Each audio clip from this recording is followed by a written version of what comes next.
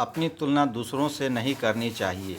एक बार की बात है, किसी जंगल में एक कौवा रहता था। वो बहुत ही खुश था क्योंकि उसकी ज़्यादा इच्छाएं नहीं थी।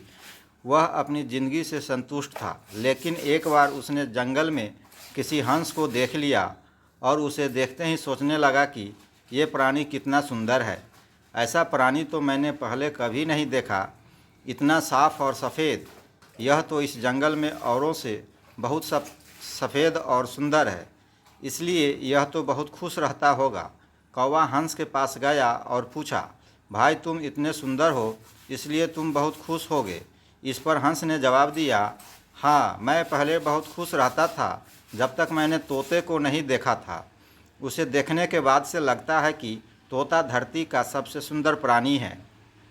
हम दोनों के शरीर का तो एक ही रंग है, लेकिन तोते के शरीर पर दो दो रंग है। उसके गले में लाल रंग का घेरा और वो सुर्ख हरे रंग का था। सच में वो बेहद खूबसूरत था।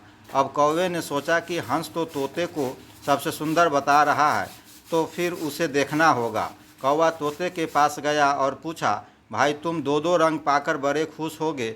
इस पर तोते ने कहा, हाँ, मैं तब तक खुश था जब तक मैंने मोर को नहीं देखा था। मेरे पास तो दो ही रंग है, लेकिन मोर के शरीर पर तो कई तरह के रंग है। अब कौवे ने सोचा, सबसे ज़्यादा खुश कौन है, यह तो मैं पता करके ही रहूँगा, इसलिए अब मोर से मिलना ही पड़ेगा। कौवे ने मोर को जंगल में ढूंढा, लेकिन उसे पूरे जंगल में एक भी मोर नहीं मिला।